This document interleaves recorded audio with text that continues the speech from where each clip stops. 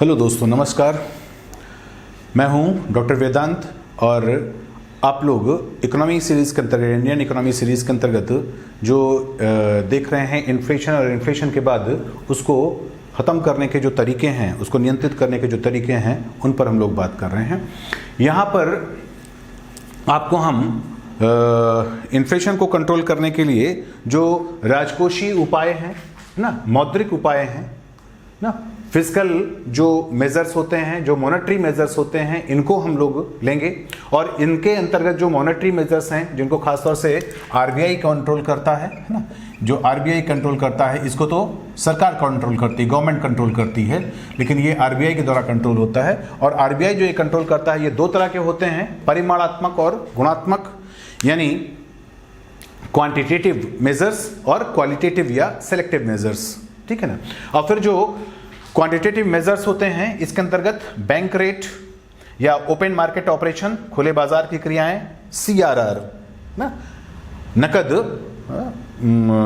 Reserve ratio, नकद आरक्षित अनुपात, स्टैट्यूटरी लिक्विडिटी रेशियो, सांविधिक तरलता अनुपात, repo rate, reverse repo rate ना, रिपर्चेजिंग जो ऑफर है ना, उसको लेकर के भी बात की जाती है।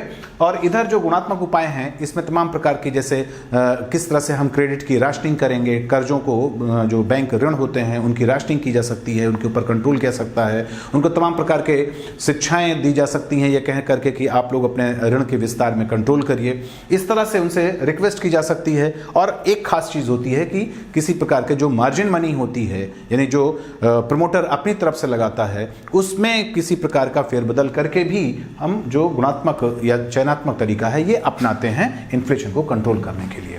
तो इसका आप चाहें तो एक स्क्रीनशॉट ले सकते हैं ना, इससे आपके पास ये सारी चीजें स्पष्ट हो जाएंगी। अब हम लोग कुछ बातें स्पष्ट कर दें। जैसे पहली बात तो ये कि जो इन्फ्लेशन है, इस इन्फ्लेशन को कंट्रोल करने के लिए, वो कंट्रोल कितना करना था, आपको हमने उर्जित पटेल कमेटी के रिकमेंडेशन के अनुसार पिछले ही वीडियो में ये चीज़ क्लियर कर दी थी। तो जब हमको उस नाजुक दर को पाना हो, उससे बहुत ज़्यादा ऊपर या उससे बहुत नीचे इन्फ्लेशन रेट ना जाए, इसके लिए भारत सरकार है ना, उसके द्वारा भी पॉलिसी अपनाई जाती है। जो भी इस प्रकार की सरकार की पॉलिसी होती है, यानी जिसको मुख्य रूप से वित्त मंत्रालय जो गवर्न करता है, यद्यपि इसमें और भी उससे जुड़े हुए मंत्रालय शामिल होते हैं, लेकिन वित्त मंत्रालय उसको लीड करता है, उस प्रकार की पॉलिसी को या उस प्रकार के मेजर्स को कहा जाता है राजकोषीय, यानी फिस्कल। तो ये फिस्कल मेजर्स होते हैं, ठीक है। इसमें सबसे जो इंपॉर्टेंट चीज होती है वो ये होती है कि जो इन्फ्लेशन है उसको तभी आप कंट्रोल कर सकते हैं जबकि जो सार्वजनिक व्यय है ना, जो सरकारी व्यय है, जो गवर्नमेंटल, जो पब्लिक एक्सपेंडिचर है, इसको कम से कम रखा जाए ना, इस पर कंट्रोल किया जाए। या इसी तरह से आप कह सकते हैं कि जो घाटा है ना, फिस्कल डेफिसिट है, या और भी तरह के जो घाटे होते हैं, उस घाटे को हमें न्यूनतम करना है, ठीक है। तो इस तरह से जो सार्वजनिक व्यय है, यानी पब्लिक एक्सपेंडिचर होता है, उसको कम करना, क्योंकि जब पब्लिक एक्सपेंडिचर बढ़ता है तो उससे लोगों के पास इनकम बढ़ती है, जब इनकम बढ़ती है तो फिर वो डिमांड बढ़ती है, डिमांड बढ़ती है तो डिमांड पुल जो इन्फ्लेशन होती है, मांग जनित जो महंगाई होती है, उसकी संभावना बढ़ जाती है, ठीक है ना। और इसी तरह से जो घाटा होता है, वो घाटा अतिरिक्त पैसा डालता है अर्थव्यवस्था में, और जब वो अतिरिक्त पैसा अर्थव्यवस्था में आता है तो फिर अर्थव्यवस्था में जो इनफ्लो है मनी का, यानी जो मुद्रा का अंतर प्रवाह है, उसमें बढ़ोतरी हो जाती है। और अगर वो बढ़ोतरी हो गई तो भी निश्चित रूप से फिर इन्फ्लेशन के चांसेस बढ़ जाते हैं। तो सार्वजनिक व्यय में कमी और घाटे को न्यूनतम बनाए रखना है ना, इसीलिए आप जानते हैं कि घाटे को हमेशा कोशिश की जाती है कि जो हमारे पास ग्रोथ रेट है उसकी तुलना में कम रखा जाए, इस तरह से रखा जाए कि कभी भी घाटा जो है वो एक्सीड नहीं कर सकना चाहिए ग्रोथ रेट के साथ। तो घाटे को कम से कम रखा जाए, ऋणों का जो स्तर है उसको कम से कम रखा जाए, जो पब्लिक डेट होते हैं उनको कम से कम रखा जाए, ये बहुत इंपॉर्टेंट होती है। लेकिन यहां पर हम एक चीज और आपको क्लियर करते चलें, जो कि आगे कई जगह हम लोगों का प्रयोग होना है उस बात का, वो ये होता है कि जितना भी व्यय हो भी सरकार के द्वारा, है ना, ये सरकार का जो व्यय है ये प्रोडक्टिव होना चाहिए, उत्पादक होना चाहिए, है ना, उत्पादक व्यय के रूप में होना चाहिए, अनुत्पादक व्यय के रूप में नहीं होना चाहिए, है ना। तो अनुत्पादक जो व्यय है इसको कंट्रोल में लाना सबसे इंपॉर्टेंट होता है। है ना। अगर गवर्नमेंट एक्सपेंडिचर, पहले तो एक्सपेंडिचर वो कंट्रोल करे, घाटे वो कंट्रोल करे। दूसरी बात ये है कि अगर एक्सपेंडिचर को वो कंट्रोल करने के बाद ये भी ध्यान में रखे कि जो भी एक्सपेंडिचर हो रहा है वो कहाँ होना चाहिए, प्रोडक्टिव पर्पस पर होना चाहिए। वो प्रोडक्टिव एक्सपेंडिचर होना चाहिए, नॉन प्रोडक्टिव नहीं। तो नॉन प्रोडक्टिव एक्सपेंडिचर पर जितना अधिक से अधिक कंट्रोल रहेगा इन्फ्लेशन पर सरकार के माध्यम से, यानी राजकोषीय नीति के माध्यम से, उतना ही ज़्यादा अच्छा कंट्रोल हो सकता है। ये बात थोड़ा समझने की है। आपको हमने शुरुआत में जब इन्फ्लेशन की परिभाषा बताई थी तो ये बात स्पष्ट किया था कि अल्टीमेटली अगर हम देश के लेवल पर देखें तो जो उत्पादन होता है वास्तव में वही उत्पादन ही तो आय होती है, क्योंकि अल्टीमेटली जो जीडीपी है ना, वही घूम फिर करके किसी न किसी रूप में तो नेशनल इनकम बन जाती है, तो उत्पादन ही आय है। और आपको हमने ये भी क्लियर किया था कि जब आय बढ़ती है ना, तो एक और डिमांड बढ़ती है कंजम्पशन के माध्यम से, और दूसरी ओर जो निवेश है, सेविंग है, निवेश है, कैपिटल फॉर्मेशन है, पूंजी निर्माण है, उसके माध्यम से उत्पादन भी बढ़ता है। ठीक है, तो स्वाभाविक है कि जब मांग भी बढ़े और उत्पादन भी बढ़े और दोनों एक दूसरे को एकोमोडेट करते रहें तब तक तो अच्छी स्थिति रहेगी। लेकिन अगर मांग बढ़े और उत्पादन ना बढ़े तो सोचिए कि मांग बढ़े और उत्पादन ना बढ़े, ये कौन सी स्थिति होगी? वो होगी कि गवर्नमेंट व्यय तो करे लेकिन वो उत्पादक नहीं बल्कि अनुत्पादक कर दे। अगर वो अनुत्पादक व्यय करेगी तो इसका मतलब क्या हुआ कि एक और गवर्नमेंट अपने व्यय के माध्यम से अर्थव्यवस्था में जो मनी का इनफ्लो है वो तो क्रिएट कर देगी, है ना। यानी मुद्रा का अंतर प्रवाह तो हो जाएगा, मुद्रा तो वो ये कह सकते हैं सीधे सीधे कि मुद्रा तो वो अर्थव्यवस्था में डाल देगी, ठीक है, लेकिन उसके अनुरूप वो उत्पादन नहीं बढ़ाएगी, क्योंकि वो उत्पादक व्यय ना होकर कैसा व्यय है, नॉन प्रोडक्टिव एक्सपेंडिचर है ना, अनुत्पादक व्यय है। और जब उत्पादन नहीं बढ़ेगा तो स्वाभाविक है कि जो मांग है उसको पूरा करने के लिए आवश्यक जो वस्तुएं और सेवाएं हैं वो उपलब्ध नहीं होंगी, और जब वो उपलब्ध नहीं होंगी तो स्वाभाविक है कि जो डिमांड पुल इन्फ्लेशन है वो आगे आ जाएगी। ठीक है, और साथ ही साथ जब हम इस प्रकार से व्यय करते रहेंगे और डिमांड बढ़वाते रहेंगे लेकिन उत्पादन नहीं बढ़ा पाएंगे तो उत्पादक इकाइयाँ भी नहीं लग रही हैं, और अगर उत्पादक इकाइयाँ नहीं लगेंगी तो स्वाभाविक है कि रोजगार भी कम होगा, तो फिर बेरोजगारी भी बढ़ेगी। जो नए लोग सामने आते हैं उनको रोजगार के अवसर नहीं उपलब्ध हो पाएंगे। तो इस तरह से जो इन्फ्लेशन है वो फिर बुरे मुकाम की तरफ चलती चली जाएगी। इसलिए ध्यान रखना है कि कभी भी आप जब कभी भी पब्लिक एक्सपेंडिचर की बात करें या गवर्नमेंटल एक्सपेंडिचर की बात करें, उसको रोकने की बात करें या घाटे को न्यूनतम करने की बात करें, तो हमेशा इस बात का याद रखें कि जो भी व्यय हो, पहले तो वो व्यय कम से कम हो, और दूसरी बात जो भी व्यय हो वो उत्पादक फील्ड में होना चाहिए, अनुत्पादक में नहीं, है ना। अब आप जानते हैं ये आगे हम लोग जब राजकोषीय नीति को डिटेल से पढ़ेंगे, इनकम और एक्सपेंडिचर वगैरह बजटरी सिस्टम पढ़ेंगे तो आपको क्लियर होगा। जैसे अनुत्पादक व्यय में आप अच्छी तरह से समझ सकते हैं कि जो सब्सिडी पर व्यय किया जाता है ना, जो तमाम प्रकार के लोगों को सहायता निधियां दी जाती हैं, है ना, जो एक्सपेंडिचर खासतौर से डिफेंस के इक्विपमेंट्स पर होता है ना, ये हेल्थ पर होता है, ये सब अनुत्पादक व्यय होता है। और अनुत्पादक व्यय का एक बहुत बड़ी चीज़ें होती हैं जो हमारे पास सरकारी अमला होता है, मतलब जो एक पूरा सिस्टम होता है, इस सिस्टम में भी बहुत पैसे खर्च होते हैं, ये सब अनुत्पादक व्यय होते हैं, इन पर कंट्रोल करना चाहिए। तो राजकोषीय नीति के अंतर्गत कह सकते हैं कि सरकार अपने व्यय पर कंट्रोल करके और उस व्यय को अनुत्पादक नहीं बल्कि उत्पादक क्षेत्र में लगा करके ना मुद्रास्फीति को कंट्रोल में रख सकती है। ये उसका फिस्कल मेजर है। ठीक है, अब जो ज्यादा इंपॉर्टेंट होता है, जो सीधे कनेक्शन रखता है मनी इनफ्लो से, मतलब मुद्रा के अंतर्प्रवाह अर्थव्यवस्था में, वो कौन रखता है? आरबीआई। क्योंकि आप जानते हैं कि आरबीआई वो भारत का केंद्रीय बैंक है और सरकारों मतलब जो गवर्नमेंट्स होती हैं इनका भी बैंक है ना, बैंकों का भी बैंक है। तो गवर्नमेंटल बैंक भी है, बैंकों का बैंक भी है और साथ ही साथ वो केंद्रीय बैंक भी है। ये सारी भूमिकाओं के साथ साथ वो न केवल सरकार की ओर से मुद्रा वगैरह का मैनेजमेंट करता है ना, उसको छापता है, उसका प्रचालन करता है, उसका ऑपरेशन करता है, बल्कि उसके ऊपर कंट्रोल भी करता है। और ये जो कंट्रोल होता है ये मात्र जो कैश मुद्रा होती है, यानी जो एक लिक्विड मुद्रा होती है, तरल मुद्रा होती है, जिसको हम कैश कह सकते हैं, केवल इसी को नहीं बल्कि इसके साथ साथ जो क्रेडिट होती है, साख होती है, ये ऋण से संबंधित जो चीजें होती हैं, इनके ऊपर भी वो कंट्रोल करता है। इनको भी वो कभी संकुचित कर सकता है, कभी फैला सकता है। तो एक्सपेंशन और इसका जो कंट्रोल है वो भी आरबीआई के हाथ में होता है। ठीक है ना। तो केवल लिक्विड मनी से संबंधित मुद्दा नहीं है, उसके साथ साथ जो साख क्रेडिट या ऋण है इससे जुड़ी हुई चीजें भी होती हैं। इसी के लिए इसके लिए कहा जा सकता है कि ये आरबीआई के द्वारा संचालित की जाने वाली मॉनेटरी पॉलिसी या मॉनेटरी मेजर्स हैं। मॉनेटरी पॉलिसी थोड़ा व्यापक शब्दावली है, लेकिन यहां पर हम सिर्फ उसको यूज करेंगे कहां तक, केवल इन्फ्लेशन तक, इसलिए हम इसको मॉनेटरी मेजर्स कर सकते हैं। अब जो मौद्रिक उपाय हैं इनमें दो प्रकार के हो गए, एक परिमाणात्मक, दूसरा गुणात्मक या चयनात्मक।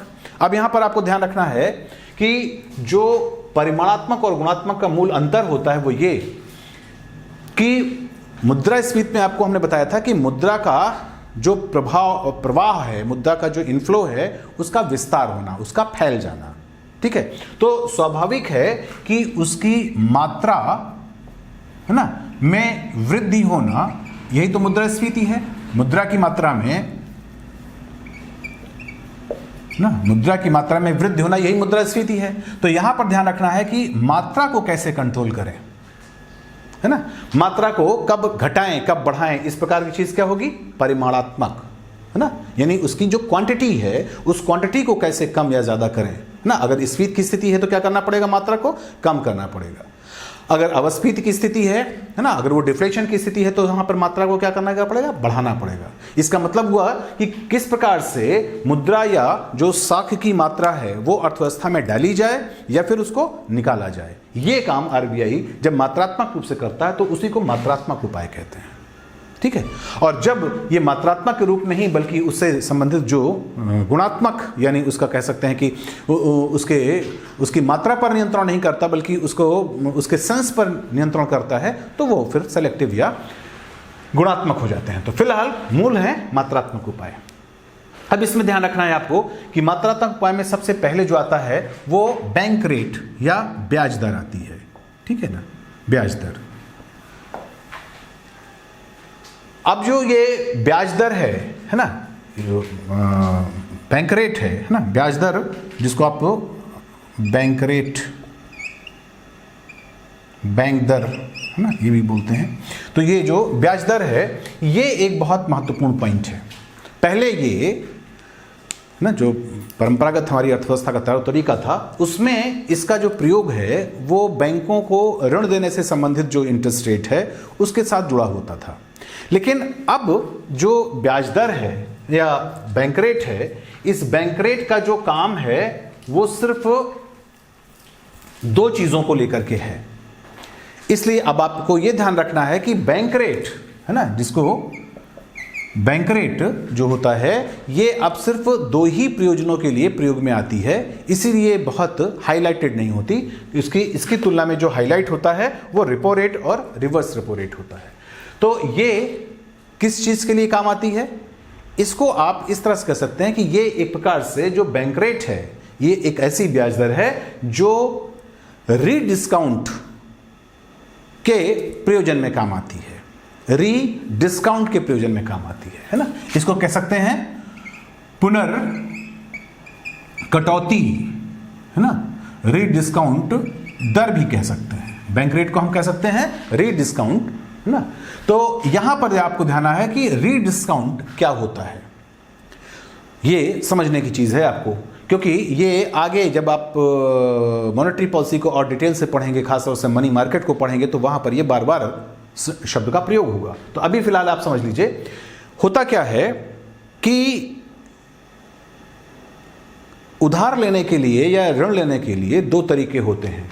एक तरीका तो ये होता है कि हमने किसी चीज को गिरवी रखा, है ना, कोई वस्तु हमने गिरवी रखी और गिरवी के अगेंस्ट हमने कुछ भी 100 रुपए ऋण ले लिया और इस ऋण पर ब्याज देंगे, ठीक है ना। एक तरीका ये हुआ। और दूसरा तरीका ये हुआ कि जो चीज हमने गिरवी रखी, ठीक है ना, जो चीज हमने गिरवी रखी इसके बदले, है ना, इसके बदले इसके मूल्य से कम, फर्ज करिए कि ये जो हमने गिरवी रखा ये है 100 रुपए का, तो ये 100 रुपए ना लेकर के और कोई ब्याज ना देकर के इससे हम कहें कि हम इसको आपको 80 रुपए में दे देंगे, ठीक है।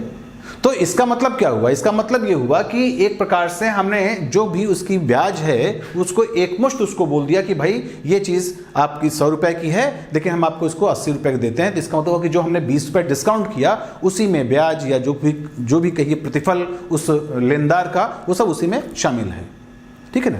इस प्रकार हम कह सकते हैं कि जब हम 100 रुपए की चीज को 80 रुपए में हमने उसको बेच दिया या दे दिया, तो इसका मतलब हुआ कि 20 रुपए क्या हुआ? उसका डिस्काउंट हो गया।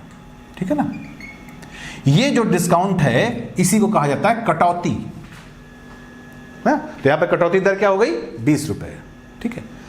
अब अगर इसी को ले जाकर के जिसने इसको लिया है ना, कोई मान लिया एक्स ने लिया था ये, अब इस एक्स ने ये जो डिस्काउंटेड चीज है इसको लेकर के किसी वाई के पास जाए और उसके पास जाकर के कहे कि भाई ये जो 100 रुपए की चीज हमने 80 रुपए में ली थी, इसको हम आपको दे देते हैं 75 रुपए में दे देंगे। ठीक है। अगर ये वाई इसको 75 रुपए में ले लेता है तो यहां पर फिर से एक बार डिस्काउंट हुआ 5 रुपए का। अब जो ये दोबारा डिस्काउंट हुआ इसको क्या बोलेंगे? रीडिस्काउंट। ठीक है ना? तो एक तरह से जो बैंक रेट है वो क्या है? बैंक रेट एक तरह से रीडिस्काउंट रेट के रूप में काम करता है। अब इसको अंतिम रूप से समझिए। इसका मतलब यह होता है कि जो भी कंपनीज हैं या दूसरे बैंक हैं, वो किसी बैंक के पास जाकर के अपनी कोई सिक्योरिटी, अपनी कोई प्रतिभूति, है ना, अपनी कोई सिक्योरिटी जा करके उसे डिस्काउंट रेट पे देते हैं। है ना? मान लेते हैं यहां पर कोई भी, ध्यान रखिए, मान लिया एसबीआई के पास गए और एसबीआई के पास उन्होंने, एसबीआई के पास कोई कंपनी गई ना, या कोई दूसरा बैंक गया और उस बैंक ने 100 रुपए की प्रतिभूति को 80 रुपए में बेच दिया। ठीक है। तो इसका हुआ कि उसको 20% का डिस्काउंट मिल गया। लेकिन स्वाभाविक है कि यह प्रतिभूति जब मैच्योर होगी, ये प्रतिभूति जब भुनाने का समय इसका आएगा, मान लेते हैं ये 3 साल की है, तो जब इसको भुनाने का समय आएगा तभी तो उसको 100 रुपए प्राप्त होंगे, और चूंकि 100 रुपए के लिए उसने 80 रुपए दिया है तो 20 रुपए का उसको प्रॉफिट मिलेगा। है ना? तो मैच्योरिटी तक इसको इंतजार करना पड़ेगा एसबीआई को। एसबीआई मैच्योरिटी तक इंतजार नहीं करना चाहता, बल्कि वो क्या चाहता है? वो जाता है फिर आरबीआई के पास, और आरबीआई के पास जाकर के इसी 100 रुपए की सिक्योरिटी को वो 75 रुपए में बेच देता है। तो यहां पर जो आरबीआई ने इसको दोबारा डिस्काउंट में लेकर के खरीदा है ना, और वो अब इंतजार करेगा कि 3 साल के बाद जब मैच्योर होगा तब उसका इनकैशमेंट होगा। इसके लिए जो इंतजार करेगा, इसी के लिए उसने ये कम पैसे में खरीदा है। यही पुनर्कटौती दर है और इसी दर को कहा जाता है बीआर या बैंक रेट। है ना? इसे और भी आप और तरीके से समझ सकते हैं। जैसे फर्ज करिए कि आपके पास कोई एनएससी है। ठीक है ना? ये नॉन ट्रांसफरेबल होती है, हमने सिर्फ उदाहरण के लिए हम यूज कर रहे हैं। तो जैसे मान लिया एनएससी है ना, ये एनएससी जाकर के आपने किसी को दी और ये 5 साल की है, 5 वर्ष की एनएससी है ना, 5000 रुपए की है, 5 वर्ष के लिए है, 5000 रुपए की है। अब आपने जाके किसी की एनएससी 5000 की दी और बोले भाई इसको आप 3000 रुपये हमको दे दीजिए और ये आप ले लीजिए। यहाँ पर हम फिर से बता दें कि ये उदाहरण जो हम दे रहे हैं ये एग्जैक्ट नहीं है, क्योंकि ये ट्रांसफरेबल जो इंस्ट्रूमेंट है वो नहीं है, लेकिन हम आपको सरल ढंग से समझाने के लिए ये बात बता रहे हैं। तो यहाँ पर उसने 5 वर्ष के लिए 5000 रुपये जो चीज़ है वो 3000 रुपये में दे दी। तो इसका मतलब कि, लेकिन अब जिसने इस एनएससी को लिया है वो इसे आज तो नहीं भुना सकता। उसने तो उसको 3000 रुपये दे दिए कैश, लेकिन जिसने इस एनएससी को लिया है, वास्तव में जिसने इसको गिरवी रखा है, वो तो इसको आज नहीं भुना सकता ना। वो तो 5 साल के बाद ही उसको 5000 मिलेंगे। इस 5 साल के लिए उसने देखा जाए तो वो 2000 का जो डिस्काउंट मिला है वही एक कह सकते हैं कि उसका ब्याज या प्रतिफल है ना। तो उसने डिस्काउंट में इसीलिए लिया क्योंकि उसको पैसे आज नहीं मिल रहे हैं, बाद में मिलेंगे, और इसीलिए उसने इसको डिस्काउंट में लिया है। और जिसको ज़रूरत है वो आज इसीलिए कम पैसे में उसको दे रहा है क्योंकि उसको मालूम है कि पैसे ज़रूरत आज है, जबकि हमको जो पैसा मिलने वाला है वो 5 साल बाद मिलेगा। ठीक है? इस तरह की चीज़ों को ही हम डिस्काउंट या रीडिस्काउंट कहते हैं। तो ये एक प्रकार से रीडिस्काउंट रेट है। दूसरी बात आपको ये ध्यान रखना है कि यही जो बैंक रेट होता है, ये ऐसी जो ब्याज दर होती है, ये बैंक रेट है, ये केवल रेट डिस्काउंट में ही प्रयोग नहीं करता है आरबीआई, बल्कि इसका जो प्रयोग है वो जब कभी भी बैंकों के ऊपर कोई पेनल्टी लगानी होती है है ना। वो बैंकों के ऊपर कभी कभी जुर्माना भी लगाता है। क्यों लगाता है? इसलिए लगाता है कि जब उसने कहा कि भाई CRR आपको इतना रखना है, SLR आपको इतना रखना है, अगर वो बैंक उसको रखने में फेल हो जाता है तो स्वाभाविक है कि उसकी पेनल्टी देनी पड़ेगी। वो पेनल्टी की जो रेट होती है वो भी कौन सी होती है? BR की होती है। तो इस तरह से कह सकते हैं कि एक पेनल रेट के रूप में और डिस्काउंट के रेट में जो बैंक रेट है वो आज भी प्रचलन में है, अन्यथा अब इसका कोई महत्व नहीं रह गया। दूसरी तरफ है ओपन मार्केट ऑपरेशन, खुले बाजार की क्रियाएं। खुले बाजार की जो क्रियाएं होती हैं इसमें वास्तव में जो RBI है ये जनता से या बैंकों से जो प्रतिभूतियां हैं, है ना, इन प्रतिभूतियों का खरीद बेच करता है, क्रय विक्रय करता है ना, इनका सेल और परचेज करता है खुलेआम। इसे कहते हैं प्रतिभूतियों का सेल एंड परचेज, है ना। ये चीज कहलाता है मार्केट ऑपरेशन। तो स्वाभाविक है कि मार्केट ऑपरेशन या खुले बाजार की क्रियाओं का RBI के प्रयोग करके अर्थव्यवस्था में या तो तरलता को यानी लिक्विडिटी को, मुद्रा को या तो डालता है या निकालता है। तो स्वाभाविक है कि अगर वो प्रतिभूतियों का क्रय कर लेगा, अगर प्रतिभूतियां खरीद लेगा, तो इसका मतलब क्या हुआ? प्रतिभूतियां खरीद लेगा तो प्रतिभूतियां आ जाएंगी RBI के पास, ठीक है ना।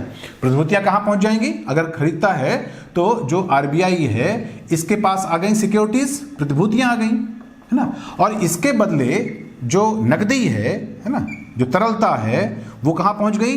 वो बैंकों के पास पहुंच गई या कंपनी के पास पहुंच गई या जनता के पास पहुंच गई, यानी वो एक प्रकार से मार्केट में अर्थव्यवस्था में आ गई। तो ये जो नकदी है ये आएगी, तो इसका मतलब हुआ कि अर्थव्यवस्था में क्या हो गई? अर्थव्यवस्था में जो तरलता है ये बढ़ गई, है ना, लिक्विडिटी बढ़ गई। और अगर तरलता बढ़ गई तो इसका मतलब हुआ कि ये क्या होगी? स्फीति होगी, इन्फ्लेटरी होती, ठीक है। इसी तरह से अगर उसको कंट्रोल करना है, स्फीति को कंट्रोल करना है, तो ऐसे में वो क्या करेगा? ऐसे में वो अपनी प्रतिभूतियों को बेचेगा। जब अपनी प्रतिभूतियां बेचेगा तो स्वाभाविक है कि वो प्रतिभूतियां बैंक या मार्केट में जाएंगी, और मार्केट का जो पैसा है या बैंकों का जो पैसा है, बैंकों की जो लिक्विडिटी है, बैंकों की जो तरलता है, बैंकों की जो नकदी है, वो RBI के पास आकर के लॉक हो जाएगी। तो अर्थव्यवस्था से पैसा क्या हो गया? निकल गया। तो विक्रय करके वो अर्थव्यवस्था से तरलता को निकाल सकता है और खरीद करके अर्थव्यवस्था में तरलता को डाल सकता है। अब तरलता को डालने का मतलब हुआ, तरलता को बढ़ाने का मतलब हुआ कि उसको वो स्फीति को बढ़ाने का काम कर रहा है ना, साख को बढ़ाने का काम कर रहा है। और अगर वो तरलता को घटा देता है तो स्फीति को कम करने का काम कर रहा है। तो जैसी स्थिति होती है उस हिसाब से वो कंट्रोल करता रहता है। इसे कहते हैं ओपन मार्केट ऑपरेशन। अब इसी क्रम में आपको समझना है रेपो रेट और reverse repo rate. Repo rate और रिवर्स रेपो रेट, है ना, इनको समझने के लिए आपको थोड़ी सी बात ध्यान रखनी पड़ेगी, है ना। एक तो ये ध्यान रखना है आपको कि इनको सामान्यतः दोनों को एक साथ नहीं याद रखिए, क्योंकि जब आप एक साथ याद रखते हैं तो अक्सर आप इसमें कंफ्यूज होते हैं। इसलिए हमारा आपसे आग्रह ये है कि कोई एक चीज ध्यान में रख लीजिए। जैसे मान लेते हैं आप रेपो रेट ध्यान रखते हैं, ये वास्तव में क्या है? ये है री परचेजिंग ऑफर। यानी इसमें एक प्रकार से ये होता है कि इसमें जो बिक्री होती है वो तो स्पॉट होती है, तुरंत होती है, लेकिन साथ ही साथ इसमें एक फॉरवर्ड जो रिपर्चेजिंग है उसका भी प्रस्ताव होता है, ठीक है। तो रेपो रेट है ना, रीपर्चेसिंग ऑफर है, पुनर्खरीद का जो प्रस्ताव है, इसकी खास बात यह है कि इसके माध्यम से जो RBI है ना, ये क्या करता है? ये तरलता को, लिक्विडिटी को बढ़ाता है, तरलता में वृद्धि करता है, ठीक है। अर्थव्यवस्था में तरलता डालता है। तो अर्थव्यवस्था में अगर तरलता उसे डालनी है, अर्थव्यवस्था में अगर लिक्विडिटी को बढ़ाना है, तो उसके लिए RBI क्या करेगा? रीपर्चेजिंग ऑफर के माध्यम से उसे खरीदेगा। जिस रेट पर इस प्रकार का रीपर्चेजिंग ऑफर के आधार पर वो नकदी उपलब्ध कराता है, वास्तव में उसी को कहते हैं रेपो रेट, ठीक है। अब इसे और स्पष्ट समझ लीजिए। मान लेते हैं कोई बैंक है, जैसे SBI है ना। SBI ने RBI के पास, है ना, अपनी जो सिक्योरिटीज हैं, है ना, अपनी जो प्रतिभूतियां हैं, ये दी, ठीक है, तो अपनी प्रतिभूतियां यहां पर दी। अब आरबीआई अपनी जो प्रतिभूति है, फर्ज करिए कि यह प्रतिभूति है 100 रुपए की, तो 100 रुपए की प्रतिभूति उसने आरबीआई को दी, ठीक है ना, और आरबीआई ने इसके बदले एसबीआई को 100 रुपए नकदी दे दिए, ठीक है। तो यहां पर जो प्रतिभूति से संबंधित पेपर हैं वो पेपर कहां पहुंच गए, आरबीआई के पास, और आरबीआई ने उसके बदले 100 रुपए दे दिए एसबीआई को, ठीक है। अब आरबीआई की जो प्रतिभूतियां आरबीआई के पास, एसबीआई की जो प्रतिभूतियां आरबीआई के पास हैं उसमें एक शर्त लगी हुई है। शर्त यह लगी हुई है कि एसबीआई उन्हीं प्रतिभूतियों को ना एक निश्चित समय के बाद वापस फिर से खरीद लेगा, और वापस जो खरीदेगा उस खरीदने का एक उसने रेट, एक विड लगा रखी है। जैसे उसने कहा कि हम आपको इसे 5 रुपए में, है ना, 5 रुपए और दे करके इसे फिर से खरीद लेंगे, है ना, इसे पुनः खरीदेंगे, ये उसने ऑफर किया है। तो रीपर्चेसिंग का ऑफर उसने फॉरवर्ड, आगे के समय के लिए किया है, लेकिन बिक्री उसने यानी इस प्रतिभूति को आरबीआई को सौंपा स्पॉट में। जैसे स्पॉट हम सेलिंग कह सकते हैं ना, और साथ में इसको फिर से खरीदने, रीपर्चेसिंग का उसको हमने ऑफर दिया। तो इसका मतलब यह हुआ कि कल को एसबीआई आरबीआई से 105 रुपए दे करके वास्तव में फिर ये प्रतिभूतियां वापस प्राप्त कर लेगा। स्पष्ट हुई बात। ये क्या है, रिवर्स रेपो रेट। तो ये जो 5 रुपए जो उसने रखा हुआ है कि 5 रुपए हम आपको दे करके अपनी ही प्रतिभूतियां वापस ले लेंगे, यही 5 रुपए वास्तव में रेपो रेट है। और इसी का जब उल्टा हो जाए, मतलब कहने का कि जब आरबीआई है ना वो अपनी प्रतिभूतियां किसी बैंक को दे करके और उसके बदले नकदी ले ले, है ना, और एक निश्चित समय के बाद फिर उसको खरीदने की बात कहे, तो वो क्या हो जाएगा, रिवर्स रेपो रेट। तो जैसे यहां पर एसबीआई आरबीआई ने तरलता अर्थव्यवस्था में डाली है, वैसे यहां पर वो क्या करेगा, तरलता को सोख लेगा, है ना, और वो जो तरलता का अवशोषण करेगा वो वास्तव में इन्फ्लेशन को घटा देगी, कम कर देगी, ठीक है ना। तो इस सेंस में आप कह सकते हैं कि जो आरबीआई है वो इस प्रकार से तरलता को घटाती बढ़ाती रहती है। अब यहां पर आपको एक चीज ध्यान में रखनी पड़ेगी, वो ये ध्यान में रखना पड़ेगा कि अभी थोड़ी देर पहले हमने आपको बताया कि जो ओपन मार्केट ऑपरेशन है उसमें भी प्रतिभूतियों का खरीद विक्रय हो रहा है, और जो आपके पास ये आरआर और ना ट्रिपल आर है ना, रेपो रेट और रिवर्स रेपो रेट, इसमें भी प्रतिभूतियों का खरीद विक्रय हो रहा है। तो आखिर फिर दोनों में अंतर क्या है, ये बहुत ध्यान से समझने की बात है। इसमें सबसे पहली चीज तो ध्यान में आपको यह रखना है कि ओएमओ में जो प्रतिभूतियां होती हैं जरूरी नहीं है कि उन्हीं प्रतिभूतियों को दोबारा फिर से वही बैंक खरीदे। तो यहां पर पर्टिकुलर जो परचेजर है और जो परचेजिंग की कमोडिटी है, परचेजिंग से संबंधित जो यूनिट है, वो यहां पर फिक्स नहीं होता। एसबीआई ही, अब जैसे पहले उदाहरण दिया था, तो एसबीआई अपनी दी हुई प्रतिभूतियों को ही खरीदे, ये यहां पर जरूरी नहीं है। यहां पर हो सकता है कि जो प्रतिभूतियां एसबीआई ने दी उसको बैंक ऑफ बड़ौदा ने खरीद लिया हो, ये हो सकता है कि एसबीआई ने जो प्रतिभूतियां दी उसके अलावा दूसरी प्रतिभूतियां उसने खरीदी हो, वो वाली नहीं खरीदी हो। ये सब किस में होता है, ओएमओ में। लेकिन जब हम रेपो रेट या रिवर्स रेपो रेट की बात करते हैं तो जिसने भी उसको बेचा है वही खरीदेगा, और जिन प्रतिभूतियों को उसने बेचा है उन्हीं प्रतिभूतियों को खरीदेगा, ठीक है। दूसरा बड़ा अंतर यह होता है कि इन चीजों का जो प्रयोग है ये बहुत ही कम समय के लिए होता है, ठीक है। इसकी तुलना में ओएमओ का जो प्रयोग है वो थोड़ा ज्यादा समय के लिए होता है, ठीक है। और अंतिम एक महत्वपूर्ण बात, जैसे इसका तो ओवरनाइट होता है सिर्फ, इसीलिए इसको ओवरनाइट कॉल मनी भी कहा जाता है। तीसरी एक इंपॉर्टेंट चीज ये ध्यान रखना है कि ओएमओ में एक प्रकार से स्विच ऑपरेशन होता है। वो स्विच ऑपरेशन वास्तव में क्या होता है, जिसमें आरबीआई वास्तव में कम समय वाली जो अल्पावधि वाली जो प्रतिभूतियां हैं उनको खरीदती है और दीर्घावधि वाली प्रतिभूतियां बेचती है, ताकि उसकी देनदारी एक लंबे समय के लिए हो और लिक्विडिटी उसको तुरंत उपलब्ध हो जाए। तो ये स्विच ऑपरेशन भी ओएमओ के अंतर्गत होता है, ये आरआर और ट्रिपल आर में नहीं होता। तो चलिए आगे हम आपको जो CRR SLR है इसके बारे में भी बताएंगे और साथ ही में इसी के साथ हम लोग मनी मार्केट की तरफ चले जाएंगे, मुद्रा बाजार की तरफ, जो और बातें हैं उनको स्पष्ट करेंगे।